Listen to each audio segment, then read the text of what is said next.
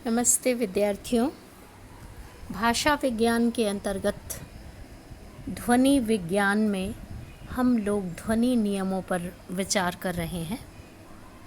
हमने आपको अभी तक जितने ध्वनि नियमों के बारे में समझाया वे हैं याकोब ग्रिम का ग्रिम नियम, प्रथम वर्ण ध्वनि परिवर्तन नियम, द्वितीय वर्ण परिवर्तन नियम और फिर भाषा वैज्ञानिक ग्रेसमैन के नियम को हमने कल के वीडियो में समझाया था।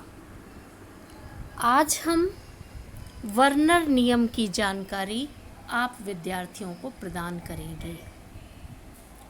विद्यार्थियों,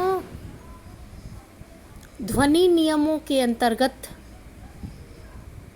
ग्रिम का नियम महत्वपूर्ण है, किंतु उसके साथ ही ग्रेसमैन नियम को हमने समझा और आज हम वर्नर नियम को समझेंगे।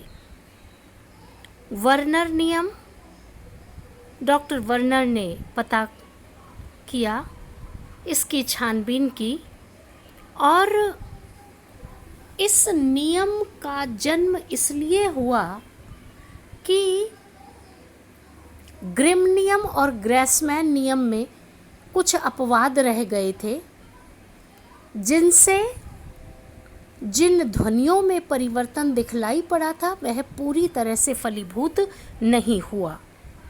तब फिर वर्नर ने यह अनुसंधान किया और उन्होंने यह पता लगाया और कहा कि जो ग्रिम नियम था वह ग्रिम नियम बलाघात पर आधारित था।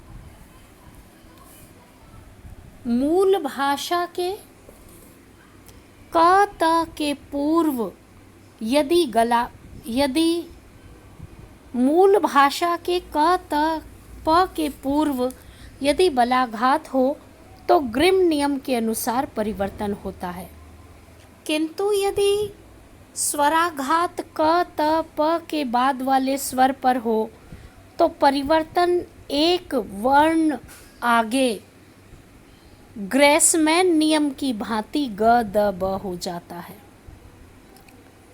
उदाहरण के तौर पर संस्कृत और गौथिक के उदाहरण देख लीजिए। संस्कृत में शब्द है सतम और गौथिक में जाकर के हो गया सिबुन। संस्कृत में शब्द है शतम और गौथिक में जाकर के हो गया हुन। ग्रिम ने यह कहा था कि स के लिए स ही मिलता है, परंतु कुछ उदाहरणों में स के स्थान पर र भी मिला। इसके लिए भी वर्नर ने स्वराघात ही कारण बताया। स के पूर्व स्वराघात हो तो स रहेगा और यदि बाद में हो तो र हो जाएगा। और एक तीसरी बात जो वर्नर ने बताई, उन्होंने यह कहा कि यदि मूल भारतीय क त प आदि के पूर्व स मिला हो अर्थात स्क स्प तो जर्मनिक में आने पर शब्द में किसी भी प्रकार का परिवर्तन नहीं मिलता। लैटिन, अंग्रेजी और गौथिक के उदाहरणों से उन्होंने समझाया। लैटिन का उदाहरण है पिस्किस, अंग्रेजी और गौथिक में जाकर के हो गया फिस्की। लैटिन में है एटर और अंग्रेजी में जाकर के हो गया स्टार। इस प्रकार त यदि क या प के साथ हो तो कोई परिवर्तन नहीं होता। इतने पर भी ग्रिम नियम के अपवाद हैं जिनके लिए सादृश्य ही मूल कारण माना जाता है और वर्नर ने अपनी 2-3 स्थापनाएं देकर अपने नियम के बारे में उन्होंने बताया। तो विद्यार्थियों, यह संक्षिप्त रूप में वर्नर नियम था जो भाषा वैज्ञानिक वर्नर ने बनाया और जो ध्वनि नियमों के अंतर्गत आता है। इन्होंने अपनी स्थापनाएं कुछ 2-3 वाक्यों में ही दी थी। धन्यवाद विद्यार्थियों।